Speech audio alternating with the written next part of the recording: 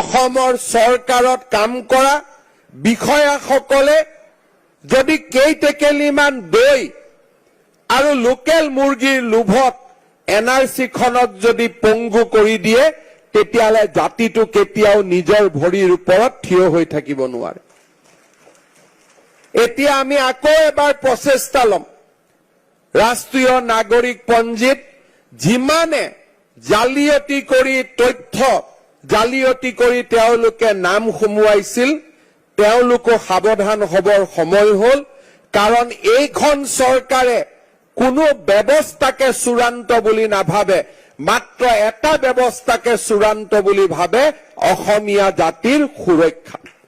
আৰু তাৰ কাৰণে আমি ৰাষ্ট্ৰীয় নাগৰিক পঞ্জী যিসকলে তেওঁলোকৰ নাম ভুৱা দলিল ভুৱা কাগজৰে অন্তৰ্ভুক্ত কৰিলে সেইসকলক চিনাক্ত কৰাৰ বাবেও আকৌ এটা সংঘবদ্ধ প্ৰচেষ্টা আৰম্ভ কৰাৰ বিষয়ে আমাৰ চৰকাৰখনে ইতিমধ্যে কাম হাতত লৈছে। মই মাটিৰ অধিকাৰৰ কথা কৈছো। আমাৰ চৰকাৰে খুব সোনকালে মাজুলী বৰপেটা বটদ্ৰৱা আদি অঞ্চলৰ ভূমি স্থানীয় লোকৰ বাদে আন কোনেও যাতে কিনিব নোৱাৰে তাৰ বাবেও আইন প্ৰণয়নৰ বাবে আমি ইতিমধ্যে আমাৰ কামত আগবাঢ়িছো। অসমীয়া জাতিৰ হৈ কাম কৰা আৰু সন্মুখত থকা সকলো বাধা উফৰাই দিয়াৰ প্ৰচণ্ড শক্তিৰে আমি আমাৰ লক্ষ্যত আগুৱাই যাব লাগিব।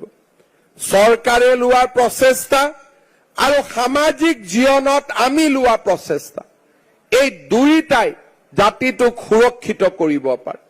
চৰকাৰী প্ৰচেষ্টাৰ সমান্তৰালভাৱে যেতিয়া সামাজিক প্ৰচেষ্টা আৰম্ভ হয় যে মোৰ থকা স্থানখনত মই কেতিয়াও বিদেশী নাগৰিকক দোকান পোহাৰ কৰিব নিদিওঁ, মই থকা অঞ্চলটোৰ মাটি যেতিয়া মই বিদেশীক বিক্ৰী কৰিব নিদিওঁ আৰু বিদেশী বিতৰণ চিনাক্তকৰণ প্ৰক্ৰিয়াত মোৰ হাতত থকা তথ্যৰে মই চৰকাৰখনক সহযোগিতা কৰিম, আমাক কোনেও ধৰি ৰাখিব নোৱাৰে।